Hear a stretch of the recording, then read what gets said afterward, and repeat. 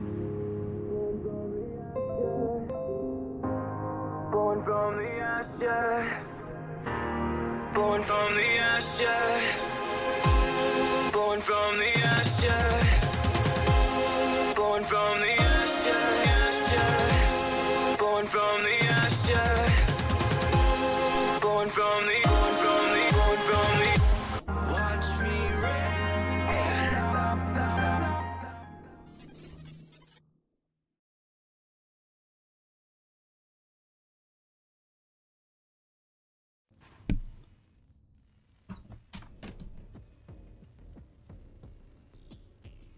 Spawning on the right side of the Golden Wall.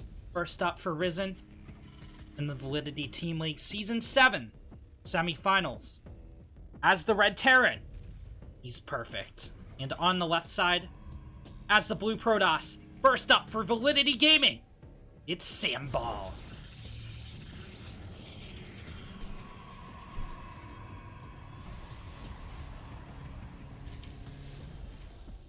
This is a pretty hype match in what definitely could have been the finals. ValidG finishing well in Group B. Ris3n seeding directly into the semifinals. We had a 1-week break, but we're back, baby. After an astounding 5-0 season, finishing at the top of the league. Ris3n is going to have to continue their undefeated match streak if they want to dominate the league.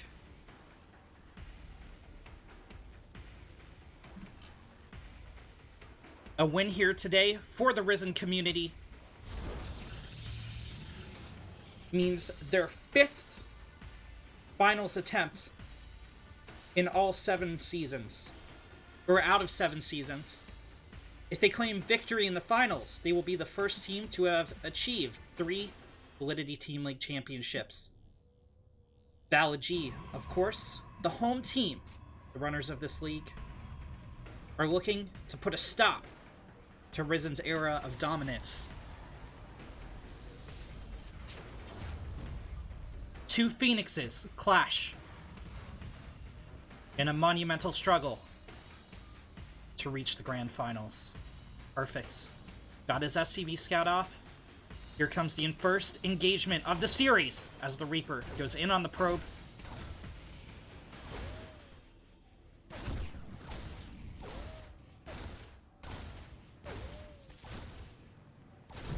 It's 2 probe kills as Ris3n gets first blood. The Adept rushes out, shut down the Reaper. Will not connect a shot. Shade is just a little bit off. Now, Ris3n did have the advantage as top seed, picking the first map, perfect. Going with Golden Wall right out of the gate.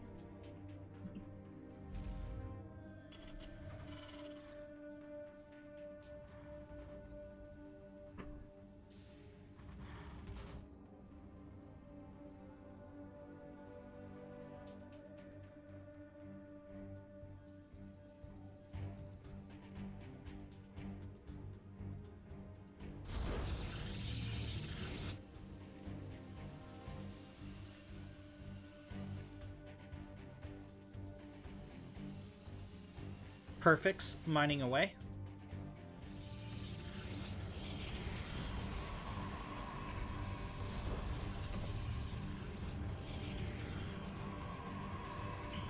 Samball doing likewise. Okay, he's going to go into robotics facility. This is going to be our first tech from the Protoss. Perfect, already getting up a 3rd CC. Now he has the advantage as Terran.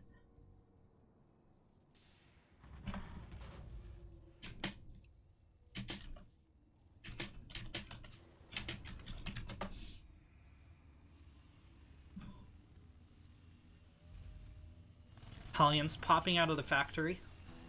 Tank coming out next.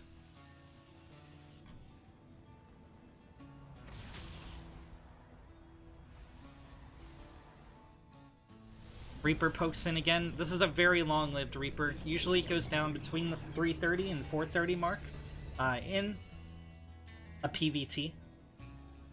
Perfect, though. Hasn't seen the Robotech just yet. Observer coming out for Samble.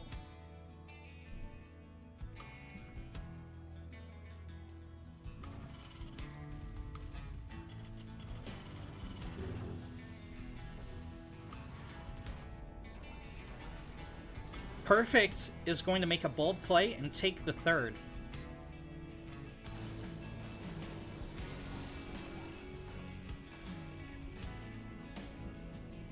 Armory coming up on the backside. Samble continuing Stalker. Wait. Why are these so slow? What? Hold up. Is he warping in? Okay, he was warping in over here. I was like, wait a minute. That's not warp speed. You do, of course, have to have a gateway at a pylon for quick warp in.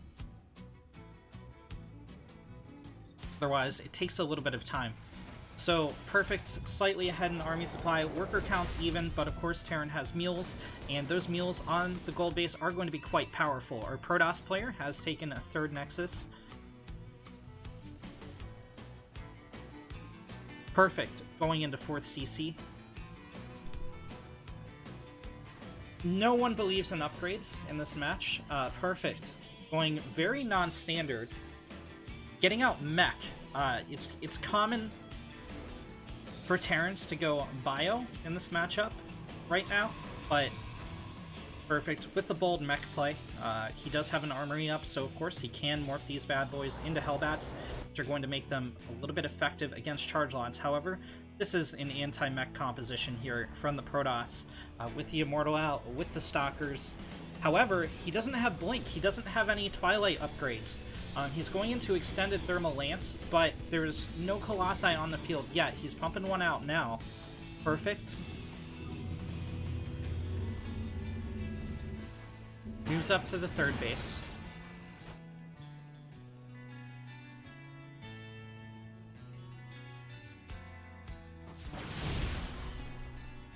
Reaper finally dies at the 7.5 minute mark. Perfect. Now has a scout on the composition of the Protoss army. Samble with such a late Twilight Council here.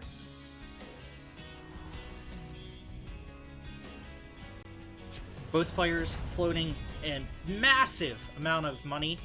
Perfect is floating less gas than his opponent due to his mech-heavy composition, but a little bit more minerals. He's muling a gold base, but he's not really able to translate that into military. He needs a little bit more production, I think. Minerals, not as important when you're going mech.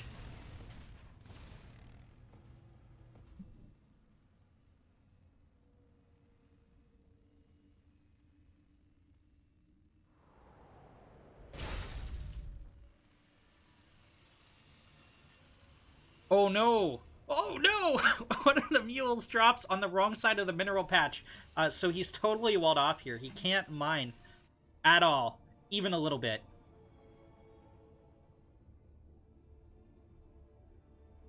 Samble.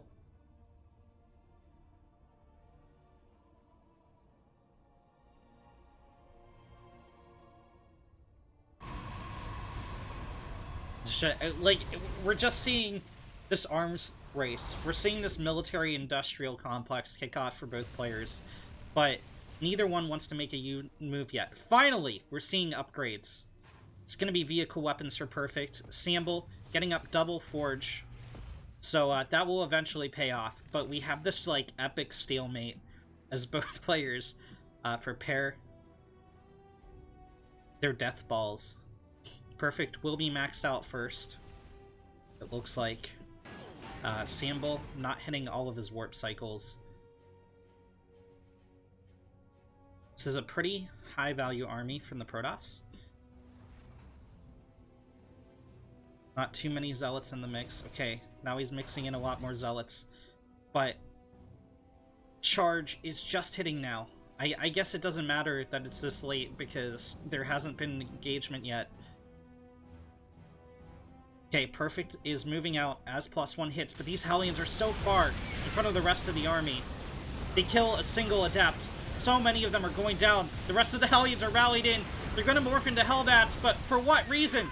1 Thor and 3 tanks move in, but the rest of the Thors aren't here yet. This is a great engagement for Samble as the first tank gets picked off. Thors move in behind. They focus down the Colossus, but the charge lots are doing terrible damage to them. The non-blink stalkers move in from behind. These Thors will all die. Charge lots get us around, stopping their retreat. Hellbats are morphed in. These guys are going to be a little bit more effective against the Zealots, but there's no tanks to support them. Thors are firing from behind.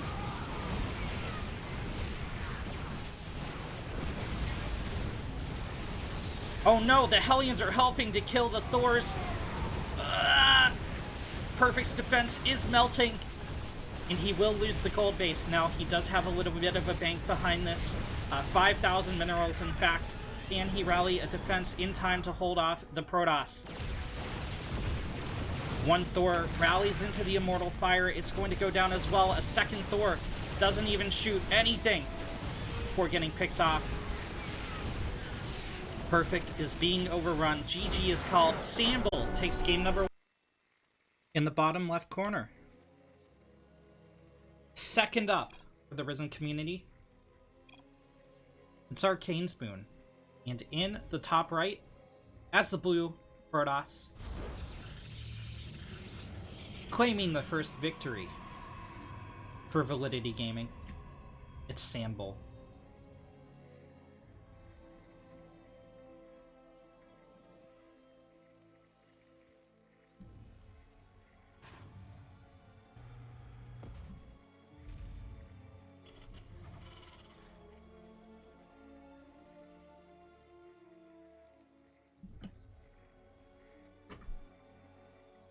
Perfect made a non-standard mech play in game number 1. And, I guess he tried to claim the high ground at the gold on Golden Wall. But moved out in the column. First part of the column hit way before the Thors in the back, and a lot of the Hellions got fried. By the time the Thors arrived, there's nothing to shield for them. Charge lots got in on top of them, and Samble was able to overrun the Terran positions.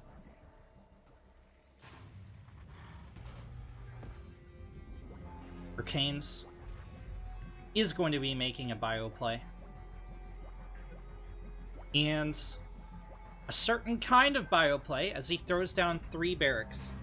So this is likely going to be a 2-base push here. Just going to finish up his supply depot in the wall.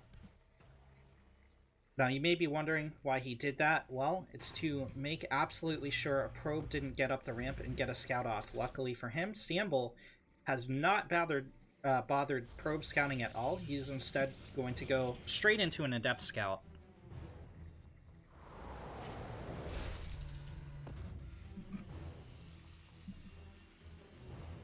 Tech lab dropped on the barracks. Alright, this is looking like a 1-base timing. I think he got this from GSL. 1-base Terran has very recently started to make a comeback. I know Arcane Spoon has been practicing hard for this match over the past 2 weeks. Here comes the Reaper.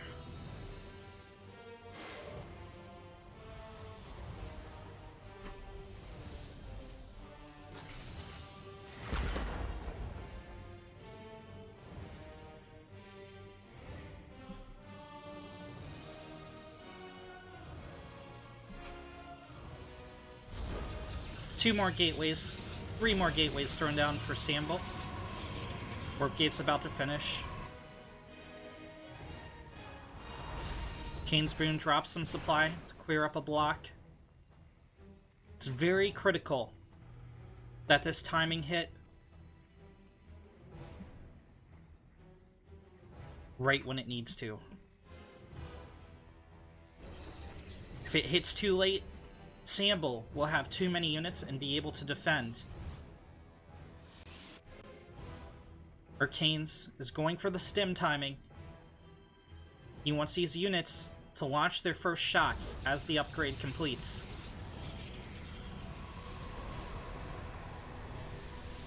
Seven, 6, 5, 4, 3, 2, 1, 0.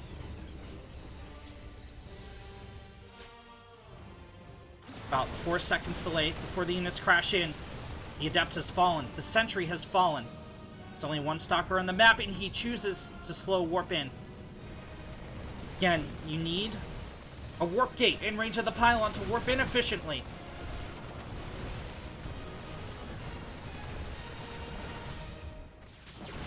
Stalkers engage.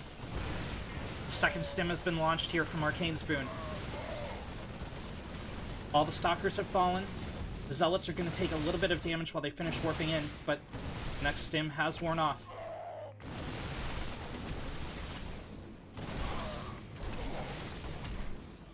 Arcane's is trying to unpower 3 of the gateways. 3 of the gateways are unpowered. Sambo is going to be on 1 gateway production, but it's not going to matter. He is held.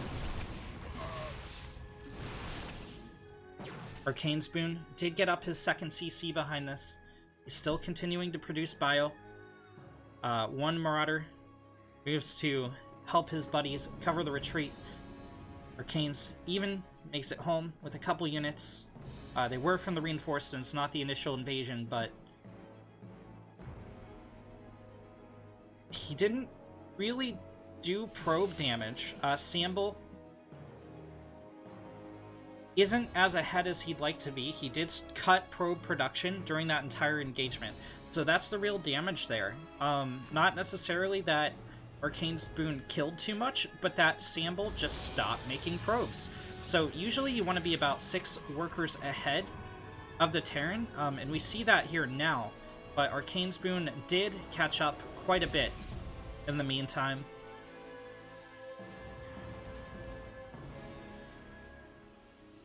Twilight Council is on the way much earlier than we saw in the last game for Sambo.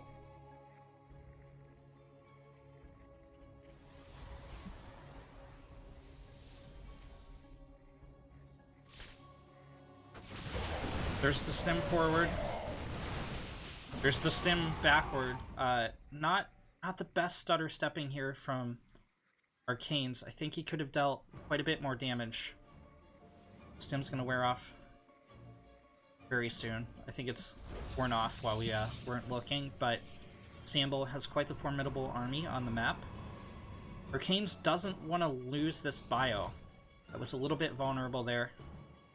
He's gonna head home. Sambo not researching anything at the Twilight yet. Okay, starts up charge as I finish saying that. Arcane's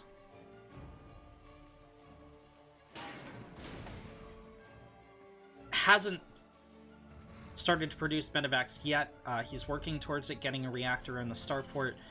He's gotten out his first tank. He's going to want a couple more of those as well. Sambo is going into extended thermal lance along with his charge as he takes the third nexus.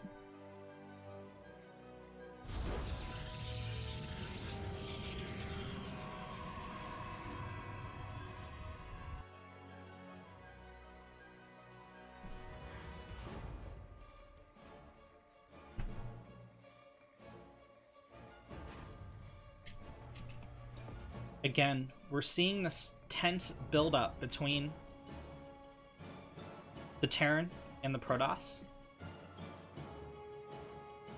Now, unlike Perfect, who went for this strong, immobile mech army, Arcane's is going for this more volatile, more quickly moving, more easily repositionable bio army. Has a couple tanks to anchor it. Is he going for a push on the Protoss third, or just repositioning to defend his own? It looks like he's going for the push. Sambo's a little bit out of position to defend this. Arcane's goes unscouted. He will be able to get the kill on this Nexus. Tanks are in position. Tanks are sieged. And it looks like the kill on this Nexus will occur. There's no defending this for Samble. A very nice move from Arcane Spoon. Samble has about... He has a couple of force fields with his army, but no Storm yet. The charge lots all get picked off. That's going to leave the Stalkers a little bit vulnerable. Arcane Spoon playing it careful with the tanks. A couple shots go down. Arcane's moves in. He takes out all the Stalkers. He's going to take out the Immortal. Colossus under fire. Colossus goes down. 3 more Stalkers move in to reinforce. GG! Arcane Spoon puts the first point on the board for the Ris3n community. In the top right corner of Purity and Industry, as the Blue Protoss, second up for Validity Gaming, it's Mystery Wisp. And on the right side, as the Red Terran, scoring the first point for Ris3n. Give it up for Arcane Spoon.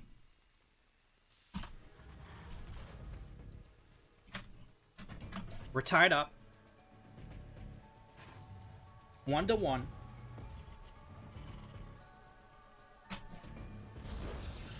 Arcane's... It's a pretty strong plat player.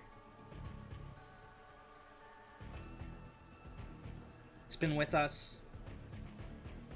He played in game number 1, but he's been more of a back half of the season player. Our opening was with Savior. However, Savior, unfortunately for the team, very fortunately for him, was promoted to Diamond. I'm memeing a little bit. Of course, we're very proud. Savior hit that Diamond rank, and I think he's going to be a force in Season 8.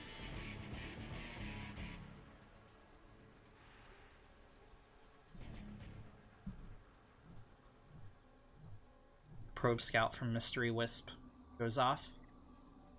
Now, this is a nice tactic from the enemy captain, Ris3n, sending out 2 Protosses in a row. Mystery Wisp had the advantage of watching an Arcane Spoon game in this particular matchup.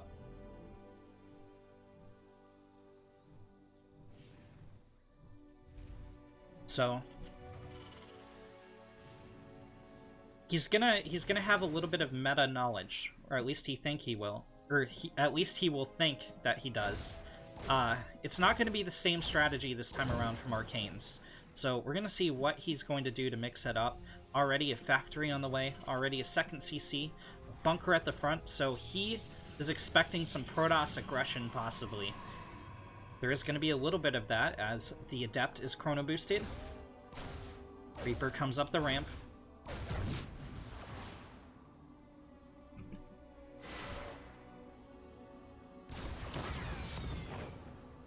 It's going to get shut down. Nicely done there from Mystery Wisp. So we talked about how successful the Reaper of Perfect was at the start of the series, getting 2 probe kills and staying alive for a long time.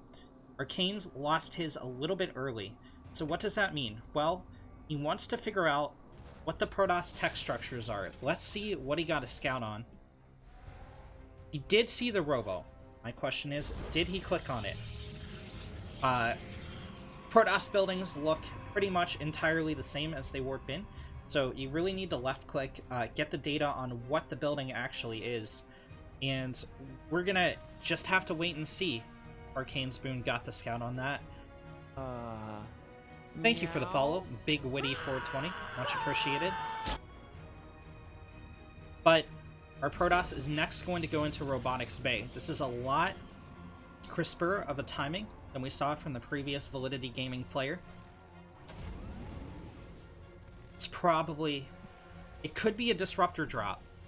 Okay, he's going for a Warp Prism first.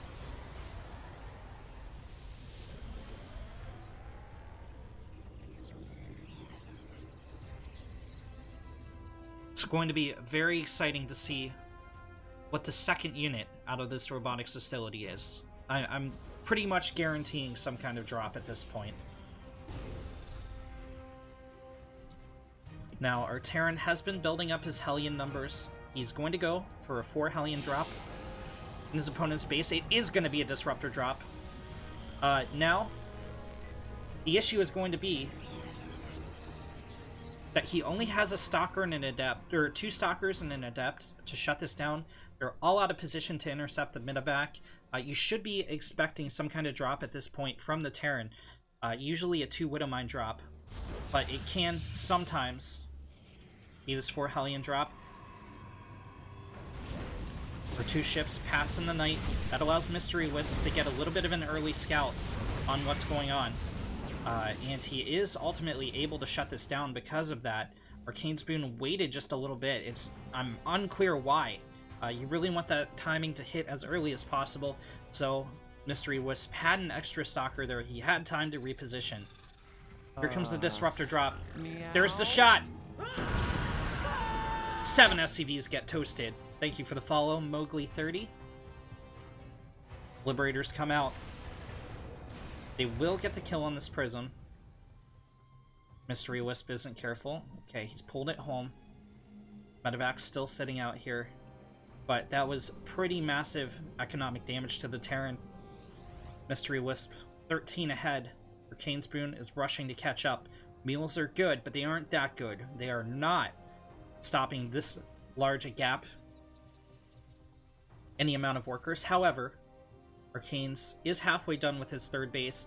Mystery Wisp a little bit late if he wants to take his own 3rd. He's most certainly going to need one by the 7.5 minute mark at the latest. So that's going to be 65 seconds away. Arcane's increasing his production massively in preparation for this 3rd base being in play. He is a little bit lax in his SCV production right now. He hasn't taken his 3rd and 4th gases yet on the natural. He hasn't replenished in the main. The Disruptor comes in for another shot. The Marines were out of position. Only 1 SCV going down, though. And in the meantime, Liberator has sieged up in the natural of Mystery Wisp. He's being a little bit slow to respond. Shield Battery is actually running out of energy. The 2nd Shield Battery isn't, though. 7 probes did go down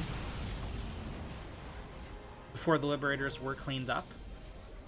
Mystery Wisp still 9 workers ahead, though. The Hellions are going to drop.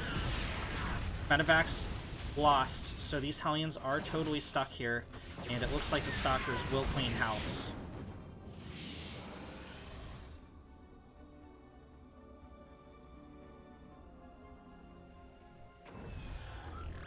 Another Disruptor shot from Mystery Wisp, picking off another half-dozen probes. This has been the hero disruptor of the game. Arcane Spoon has been playing pretty okay, but these Disruptor shots alone have done serious damage to the Terran economy over the course of this game, and this is a bold place to just hold the Warp Prism. And the worst part of it is, that Disruptor's off cooldown. It can fire a shot at these mules if it wants, and Arcane Spoon hasn't reacted to it whatsoever. Our Red Terran just kind of keeping his cool. He has resumed SCV production, but he's down 20 workers at this point. Oh my god, another 4 get picked off. It's 27 to 49 in the worker count. Mystery Wisp up 6 army supply.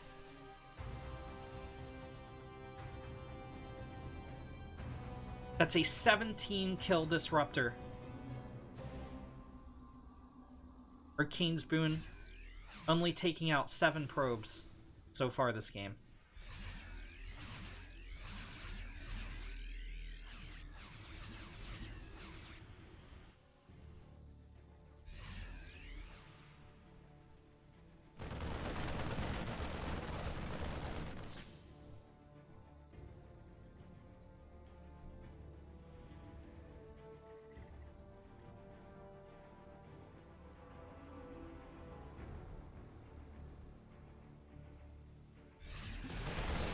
These Stalkers got caught out a little bit. One of them will die, but Arcane Spoon's still very behind here. He doesn't have enough. He cannot push in here. He's going to retreat back to the tank line, and that was a big bluff from Arcane Spoon. This many Stalkers could have just A-moved and killed everything here. That may be a little bit of an exaggeration, but not by much.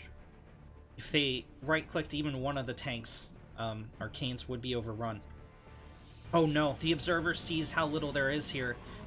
If Mystery Wisp was paying attention, this could be very bad for Arcanes. He has reinforcements coming across, and with those reinforcements, he might have been able to hold, but the tanks are down.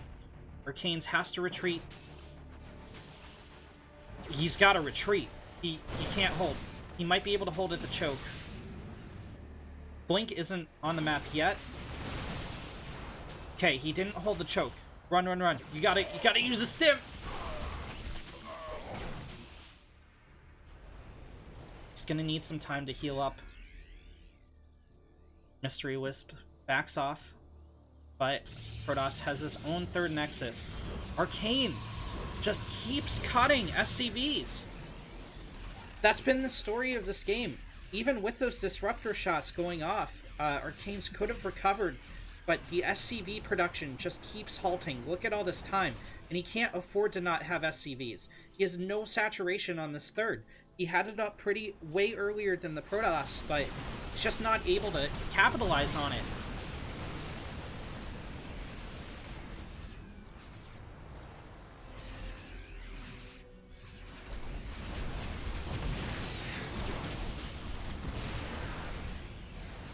Arcanes will be supply blocked from the loss of the supply depot wall.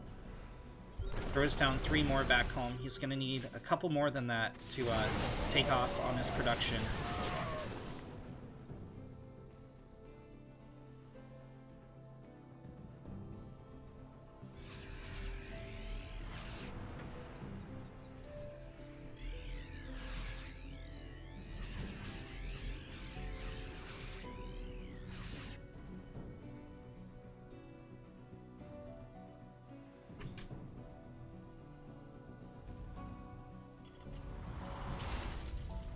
Arcanes going into armor, pumping out more and more Marines. Taking a look at the upgrades, we have +2 weapons on the ground for the Protoss. Just such a powerful upgrade in this matchup.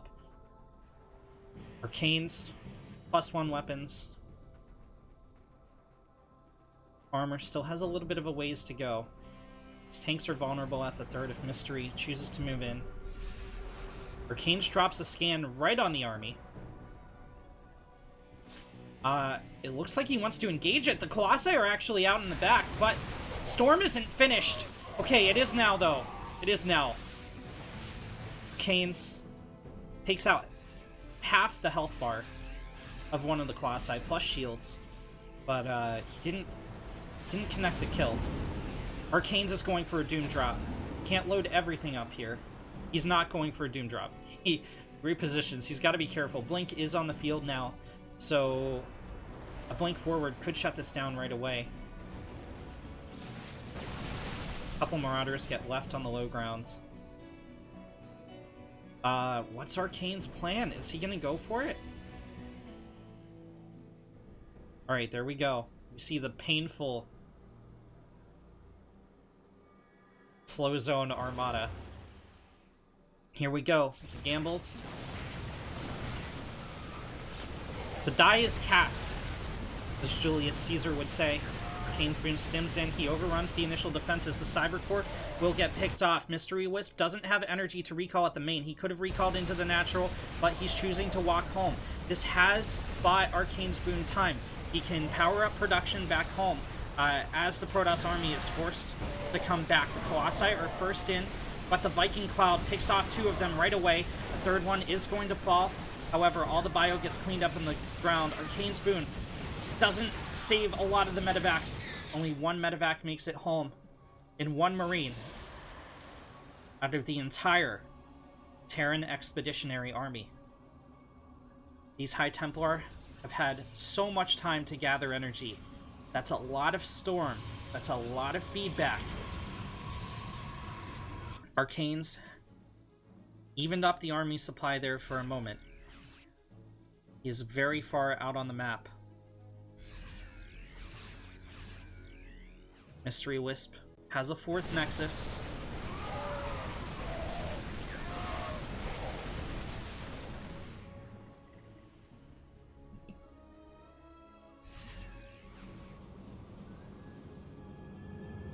Again, the Colossi count's been diminished, but the Storm is going to be the real play here.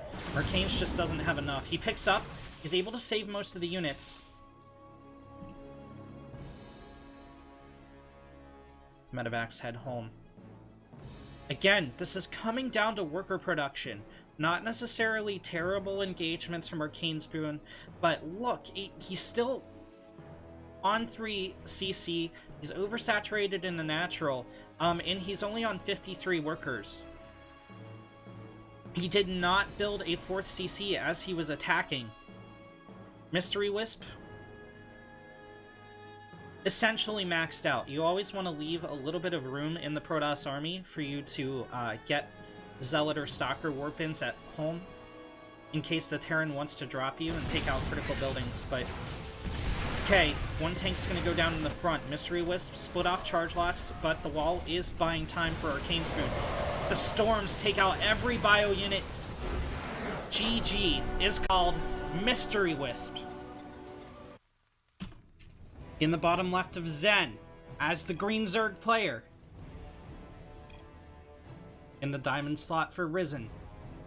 Third on the roster, he's Manor Cat. And in the top right, as the teal toss, second up for ValidG, it's Mystery Wisp. No more TVP. As Ris3n Zerg hits the field, score is 2-1 in favor of Validity.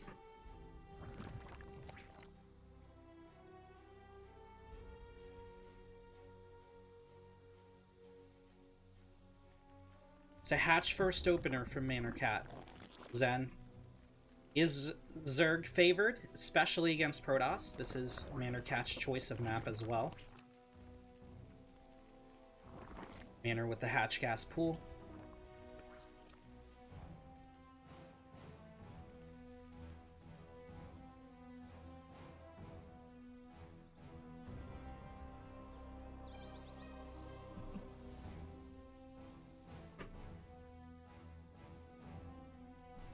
Oh my god, we have a forge in the wall for Mystery Wisp. But the probe is returning home. Is this going to be 2-base Stargate?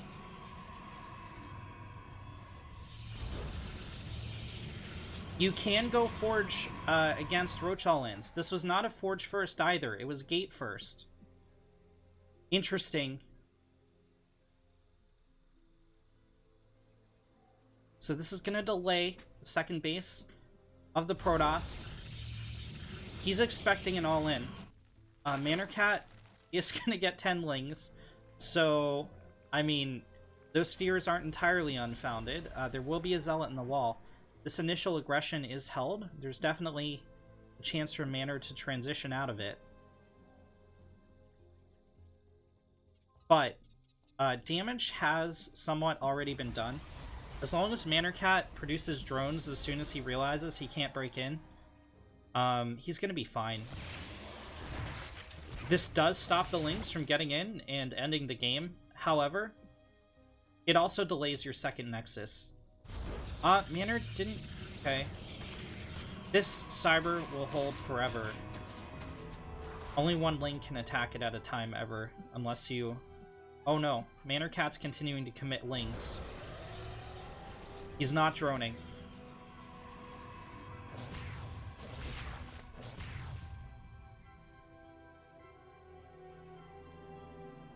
Oh my god! Oh my god! He pulled out of the wall! Okay, he got back to the wall! That was butt-clenchingly close. Manor Cat will still not break through, and he lost a lot of links to this cannon. Oh my god, he pulled call GG. Alright, Mystery Wisp takes ValidG up in the bottom right corner of Nightshade as the teal Protoss. Game paused. The hell?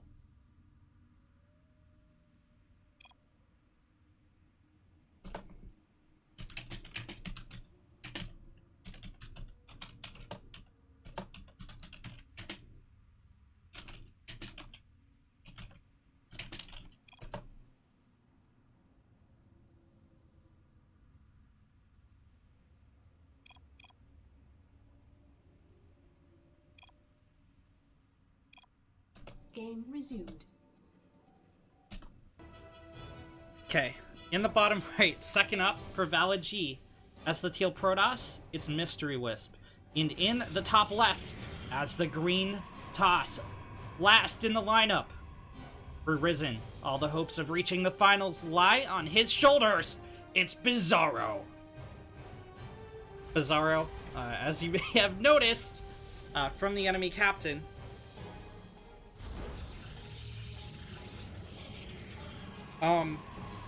has reached the rank of Masters. However, according to Validity Team League rules, you may play for 4 weeks after hitting M3 for the first time in your career.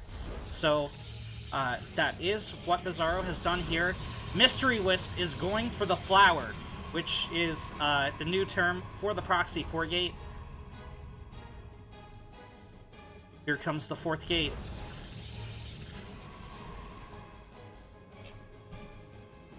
This build does hit strongest in the Protoss vs. Protoss matchup. Bizarro is scouting around for a cannon rush, and he will scout the flower.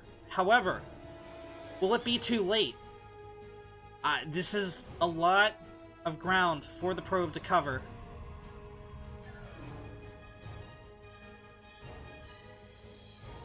Mystery Wisp sending out a second probe as well.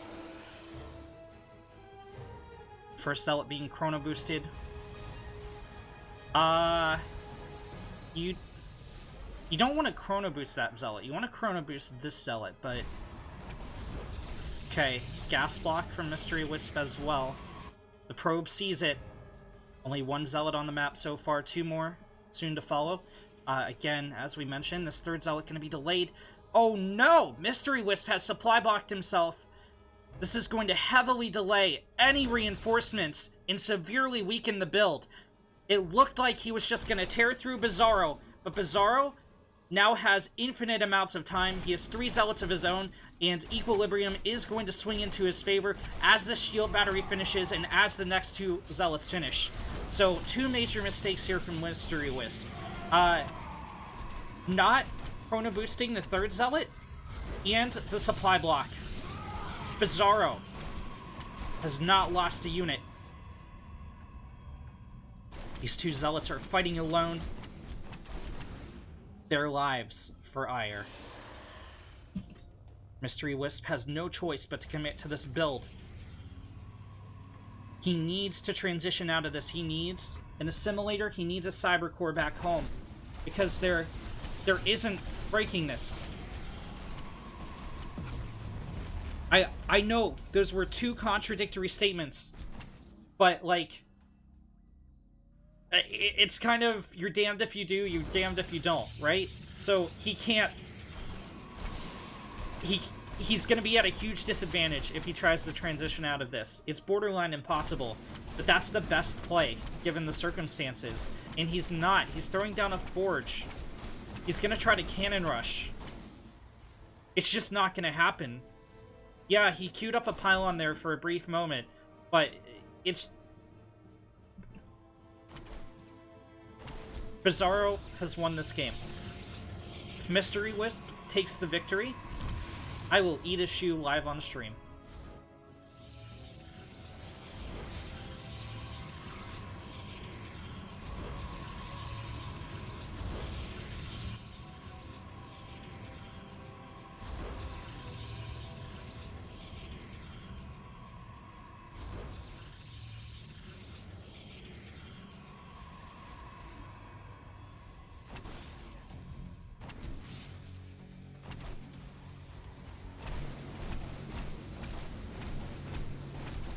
Bizarro just fought out of range of the shield batteries. Does have Warp Gate, so he's going to be able to get a couple of depths. Mystery Wisp recalled home. Bizarro had been going to town with a couple of depths. 9 probes got picked off. That's going to leave Mystery Wisp 6 workers to 22. Bizarro's economy more than 3 times bigger than his opponent's. Charge is going to finish up for Bizarro. Stalker going to take the cannon out from the high ground. That's a kill, no cancel. Mystery Wisp fighting to the last. But the last is going to be coming soon. A Lonely Probe, all that's on the production tab right now. Mystery Wisp with a very good run in this match is finally going to be taken down.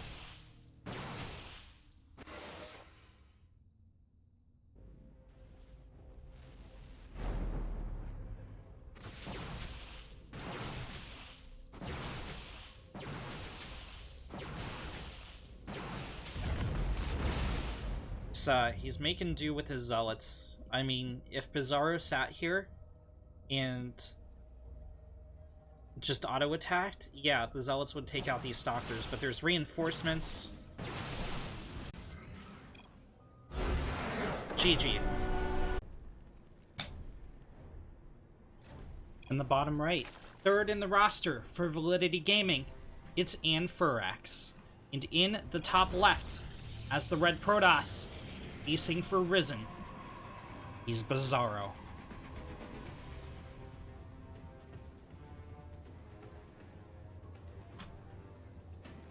The score is 3-2. Bizarro sends out a probe after Pylon. Gateway on the high ground. It's gonna be a hatch first from Anfurax. Okay.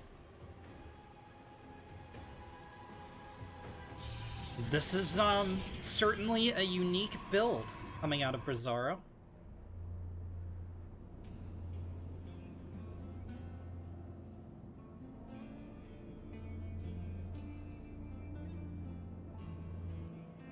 Double gas back at home, and a forge.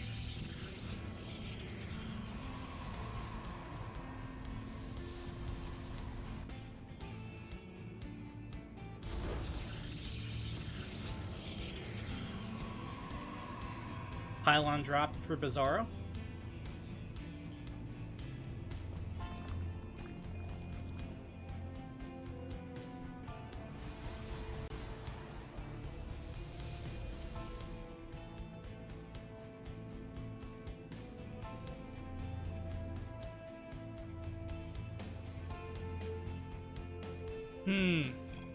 Game paused. Okay.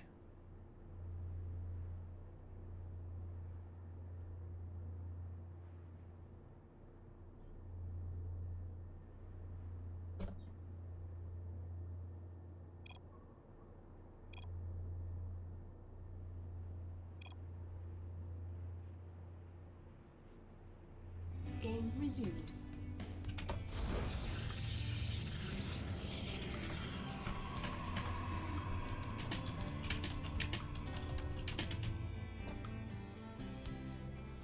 Okay, alright. So, Bizarro is going to drop a cannon, and Anfurax is getting a spine pretty blindly, but, or I guess it's not blind. He got a scout that the Protoss doesn't have a natural. He sees the forge, he sees the cannon on the high ground. But, like, what does this tell you? You've got to be super confused. It's double proxy robo out of Bizarro. This proxy will survive forever, pretty much. Anfurax needs a second gas. He needs to start pumping out roaches or banelings. One of the two. It's going to go for the roach war, and he's going to commit to ling speed as well. Bizarro has quite a ways to creep out his cannons and get up shield batteries.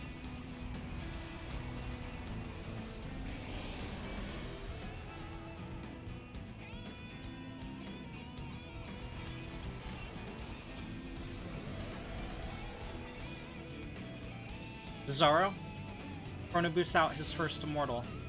Now Anfurax knows what's coming. He is on a 2-base economy. This is, it looks like an original build from Bizarro. Usually this hits a little bit earlier and is a little bit closer to the Zerg. Like, around here-ish. trades have begun, as the Queen deals 0 damage to the Immortal, because, of course, proc that ability. Link speed is here for Zerg. Oh wait, no, he canceled Link speed. Okay. So this Immortal should not get run down. Using that gas to make Ravagers. Bizarro is just going to take so long to push in here. He does have a Warp Prism, which adds infinite value to this Immortal. Anthrax is making his move.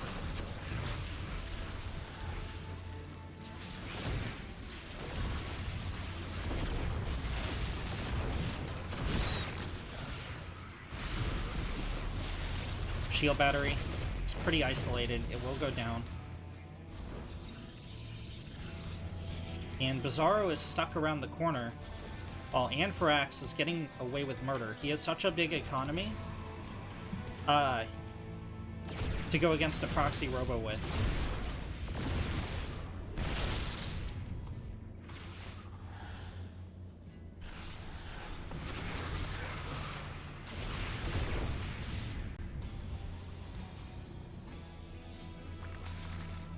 Anthrax backs up.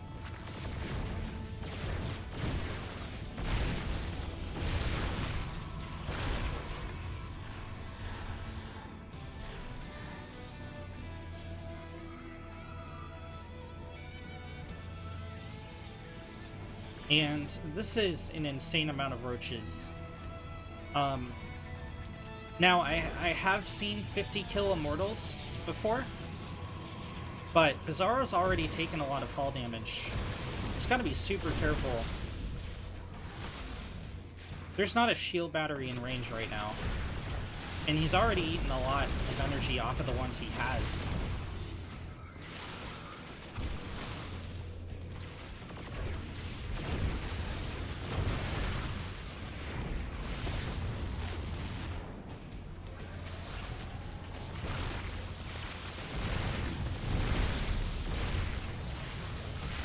Bizarro has 5 Immortals out. All of a sudden, things are back in his favor for a little while, but he's not pressing his advantage. 8 more roaches are gonna pop. He needs to get more damage done. Laying set up for a flank. They are not moving in, though.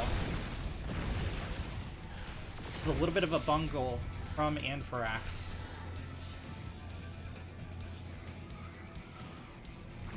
But those 8 roaches have popped.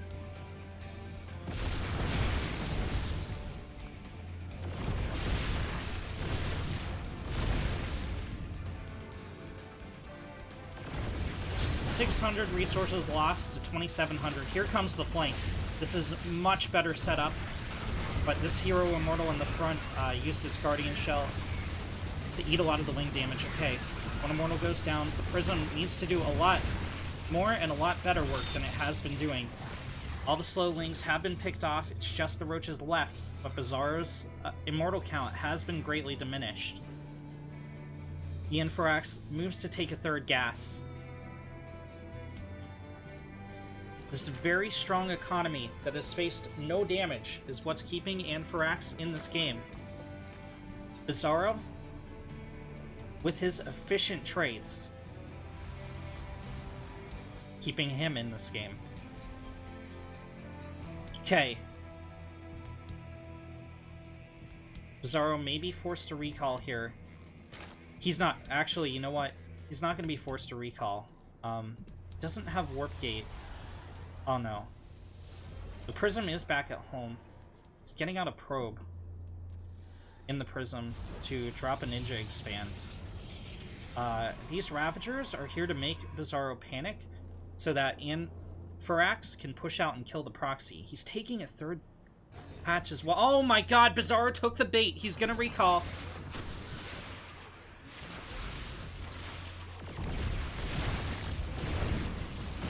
I mean, sure, he holds the main. Wait, Anthrax didn't overrun the proxy. There's 3 Immortals here, but that's not enough to hold this. Well, I mean, it is with the Prism, but... Ooh, Anthrax doesn't commit. I think he should have committed there. He has a battle drone with the army as well. So, kills his own gateway. Or, he kills the Forge. Wait, he killed the Forge! So, no upgrades for Bizarro. He... Huh. Alright, interesting. Interesting play there. The Zerg is now going to be on 3 base. Protoss on 2. A little bit later.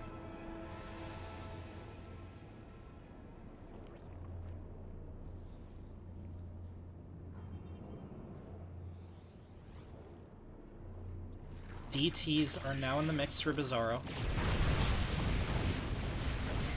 Anthrax has no detection, but there's so much here, like, it's just going to take the DTs forever to kill everything. If I were Bizarro, I'd be very aggressive with the DTs, very defensive with the Immortals. More so than he's being. Okay, shield batteries are out of energy. Anthrax is taking a lot of losses. Not the best Immortal micro out of Bizarro, but it's going to be good enough. He might lose one more Immortal? No. Anthrax backs up. He's finally dropping defensive spores now. He doesn't have a lair just yet. Down goes the Spine, down goes the Spore. The DTs are focusing the Hatch. This is Anthrax's best case scenario. They will not get the kill on this before lair finishes, but they will before an Overseer is made. In the meantime... Oh, nope! The DTs picked off the Spore in the main as well. It's Overseer's halfway done. These guys should not get the kill on the lair, but these guys have finished off. Second hatch. Wait! No, no, no! Anthrax is chasing these DTs, not these DTs! The lair's gonna go down! Too late, he realizes his mistake. The lair has fallen. The Zerg is on 1 base. All the DTs do go down.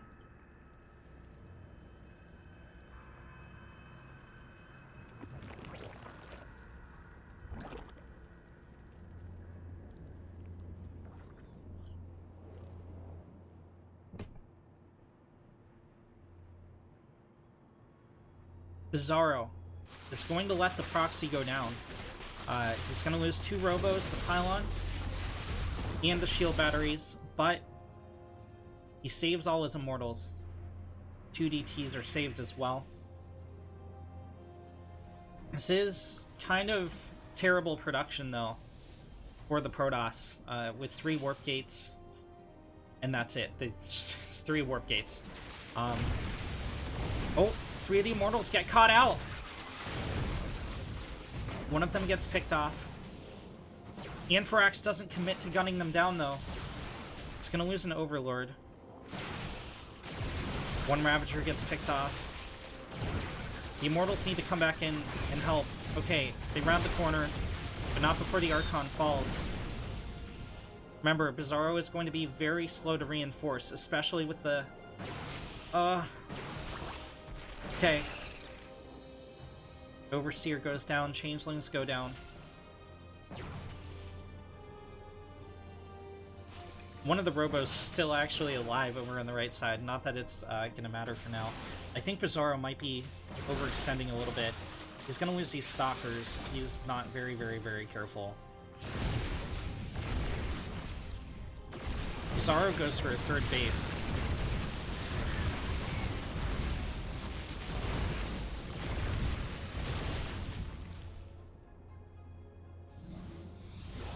Don't really need to stutter step your Immortals when the Guardian Shell is up. They can basically take infinite damage while that's the case, unless you're facing like an overwhelming number of Roaches.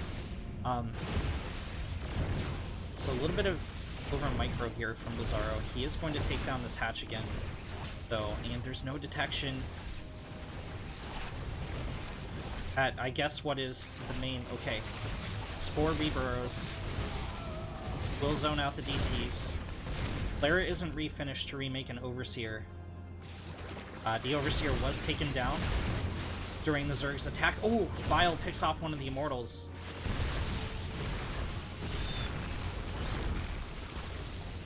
The final Immortal's fallen.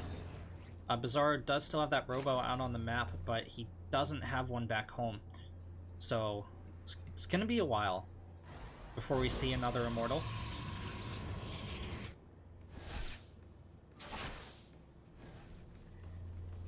Anthrax remaking the Roach Warren on the low grounds. He's probably going to want to remake the pool as well soon. DT is hitting the least important buildings. Bizarro is not gonna finish off the tech, I guess. It's gonna fly. Prism out. Anthrax goes on the attack once again. I think it might have been a mistake from Bizarro to take this third Nexus. He doesn't have enough to defend it. I would just save the probes at this point. He's getting Templar Archives. Anthrax does not have detection with this army. This DT will clean everything up. Oh wait, no it won't. No it won't. Here it comes. Oh no, the DT is gonna go down. No, he saves it. Okay, more Stalkers warping in. Bizarro's just trying to buy time. The lanes get cut down. Bizarro does not have enough to engage this. He doesn't have shield batteries at this base either. He's buying time for another warp in, I think. Yeah, there it is. Well, it's just gonna be a couple DTs. It's not what he needs right now. Oh no. Bizarro's army. Okay. Wait, where's the Overseer? Did he snipe the Overseer? What? My god, he sniped the Overseer. 14 probes go down, but Bizarro will hold. And he is still on a bigger economy than the Zerg, so he took a lot of damage, but these DTs need to get out and morph into Archons.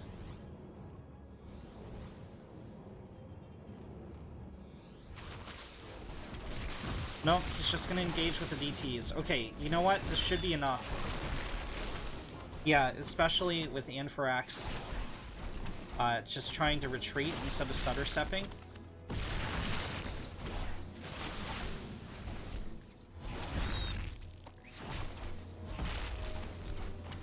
Oh my god. Anthrax is back on creep. He hasn't remade his pool. He has not remade a spawning pool. He can only make roaches. He can't make another queen. He can't make lings. Bizarro's replenishing his probe count. What a crazy game.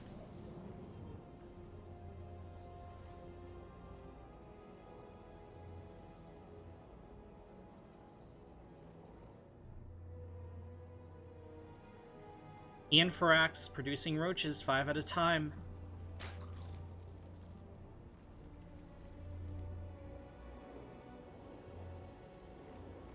Bizarro doesn't have too much here. He's going on the attack with the Prism, but there's nothing to defend back at home. Prism eats a lot of anti-air damage, but the Queens don't focus it down. One Queen falls. Both these guys had full transfuse, but they didn't drop a single one. Bizarro is going to be taking damage back home. We have a base trade, but Bizarro wins the base trade 10 times out of 10. Anthrax can't afford detection. He doesn't have enough minerals. He needs to mine... Oh my god, the Lair's gonna get picked off. Bizarro pulls the probes to the other side of the map. He doesn't have enough money to build a building, though. He's fully mined out of the main, both minerals and gas. Stalkers are holding at the Nexus. They will get overrun, but they will buy time. Roach speed. It's almost finished here at the 18-minute mark, but it's not going to finish. This is it. There's 3 extractors left for Anthrax. Anthrax takes out the Nexus. Bizarro can no longer mine... well, I guess he can. He can long-distance mine. It's just an extractor. GG! Well played as called. Bizarro evens up the score 3-3 as we head in the top right corner. As the ace player for Ris3n. It's the green Protoss, Bizarro. And in the bottom left, as the orange Protoss and ace player for Validity Gaming, she's November.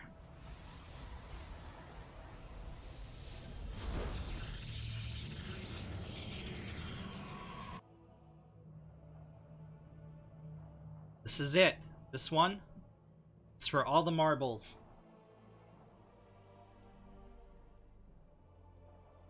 Ris3n is looking to compete in their 4th Grand Championship in the Validity Team League. November, playing for the whole team, is looking to stop Ris3n's win streak. Ris3n went undefeated in the regular season, taking first place with 5 consecutive wins. If Bizarro takes this game, it will turn into 6 consecutive wins.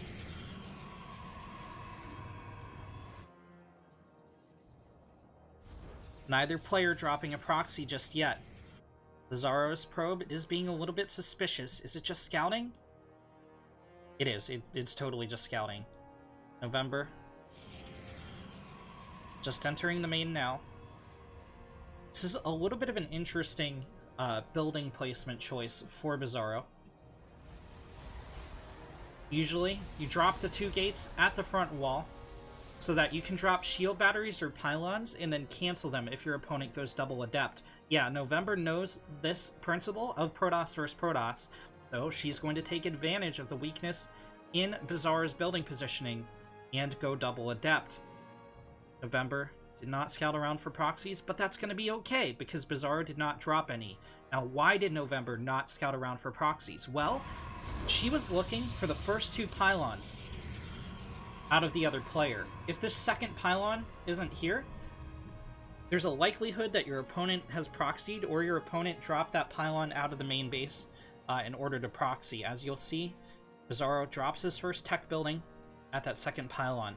He has gone for a robotics facility. November chooses to go into Stargate.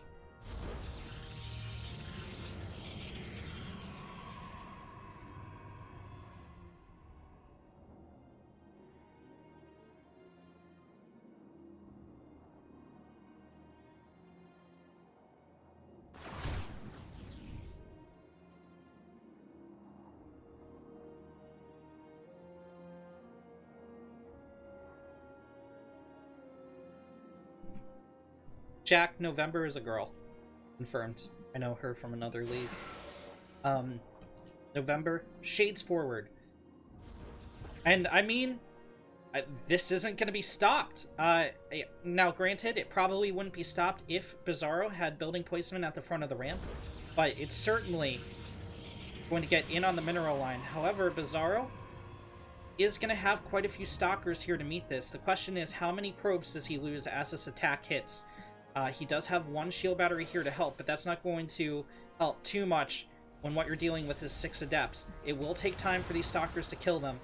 November decides not to go in with the first shade. She does have an oracle here as well. It's going to be a little bit dicey to engage into these stalkers. Warp gate's finished here for Bizarro. November goes into second nexus, and she's going to drop a stasis ward at the bottom of the ramp.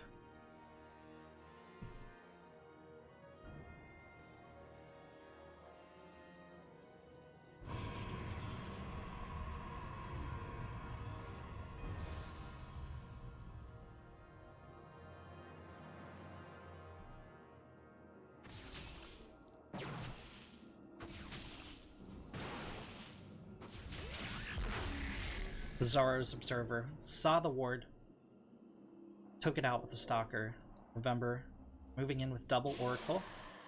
Bizarro still has his stalkers positioned in the mineral line.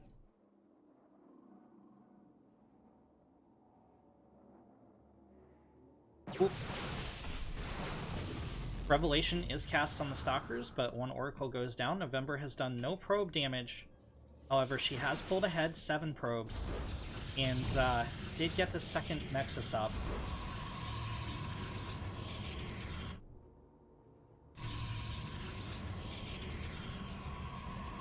She drops a shield battery.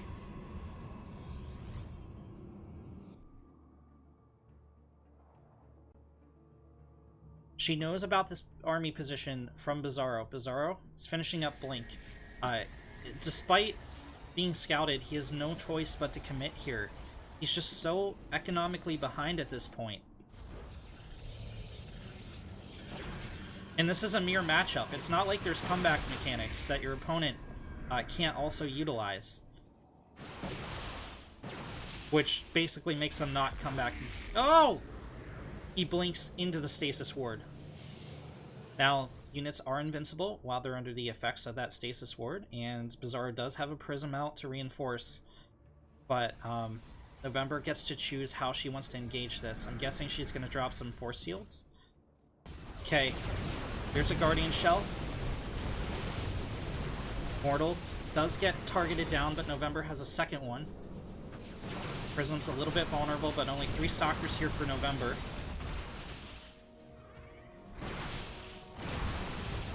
The second Immortal gets sniped down. Bizarro moves in.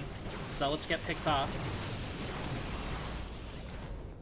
Guardian Shell, very effective against these Blink Stalkers. Bizarro has high ground vision, he's going to blink to the main. November cannot recall. She's going to have to take the long way around. The first probe damage has gone down for Bizarro. Reinforcements are here. A stasis ward dropped by November in the low ground. If Bizarro wants to go down to the low ground, he's going to have to snipe it. Oh man, he just blinks into it. A bold play. A bold, decisive play from Bizarro, but was it the right one? Okay, these 3 Stalkers are going to be very vulnerable while the rest of them get off cooldown. Does November have enough to take this engagement, though? Okay, she gets off a volley right away. Void Ray out to chase out the Prism. Bizarro disengages. November's still up 4 probes, and she has that second Nexus. Bizarro has lost his first mineral patch back at home.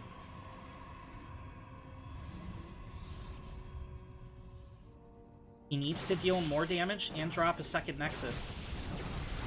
There's the blink to the high ground. 2 Stalkers left on the low ground. Okay, they do escape. 1 dies. He picks off the Void Ray. November drops another oh! She doesn't get it off, thanks to the Observer positioning. The Oracle goes down. Both these Zealots kind of low health. Okay, fresh Zealot comes to join the fight. Bizarro blinks out. He's going to try to snipe a shield battery while the army's on the high grounds. 1 goes down. It's going to get a pylon. November is supply blocked. This army is all she has. Bizarro blinks back.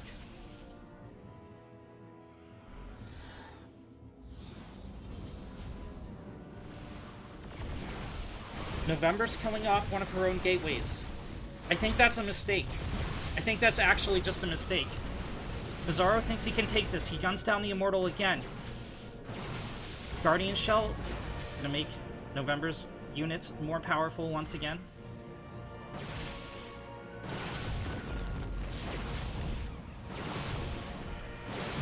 Bizarro clears out a couple probes, but he's still behind back at home. Even more mineral patches have burned out. This is like the previous game.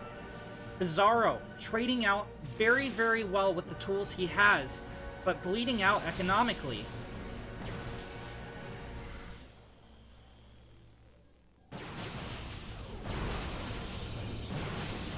Those initial 2 Adepts were fighting out of the Guardian Shell.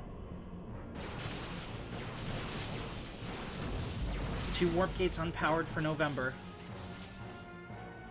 And she's borderline supply blocked. Okay, another pylon finishes. This is so tense. November ahead 9 workers again. She just keeps making probes in the heat of battle. Bizarro with more reinforcing Stalkers.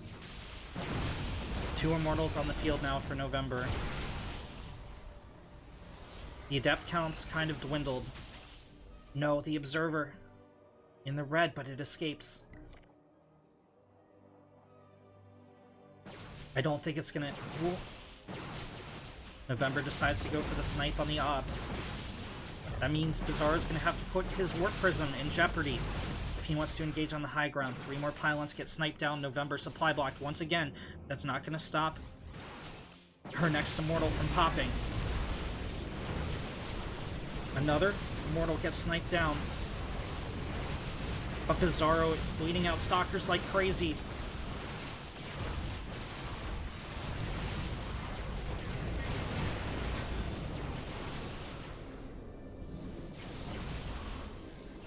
Oh my god, Bizarro pulls back the prism. Another immortal in production for November. Bizarro still with no second Nexus. 12 minutes into this game, he's on like 4 mineral patches back at home.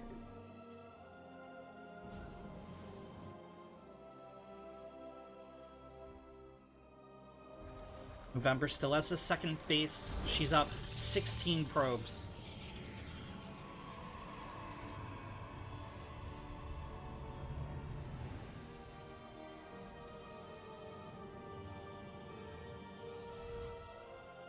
This is too much. Bizarro can't blink in. Okay, Bizarro's finally dropped a second Nexus. November has held. Bizarro's trying to buy time. November has had 0 scouting on the other side of the map. Oh my god, no! Bizarro, on the move commands, loses half his stalkers, but finally blinks out. He is incredibly, insanely, economically behind. November has better tech. She's getting out more immortals. Her army size is bigger. She's getting a prism. She's going into Twilight. She's getting +1. She's getting static defense back at home. But there's a saying, ladies and gentlemen. A saying from eons past that has passed into legend.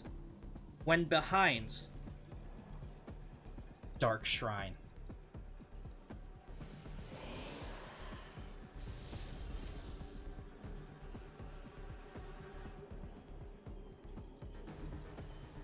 November, with a massive army, moves out. She does have an observer. Bizarro has traded more effectively for most of this game. 800 fewer resources lost, for about 10%. And it would be more if he didn't move Command the Stalkers out at the end of the engagement. November scouts in with a hallucinated Phoenix. She sees how tiny the army is. Did she notice the shimmers on the ground that are the DTs? Bizarro has to snipe down the ops to hold. Blinks forward. DTs are cut down. November storms in the base, picks off the prism. GG! Validity Gaming moves on to the grand finals.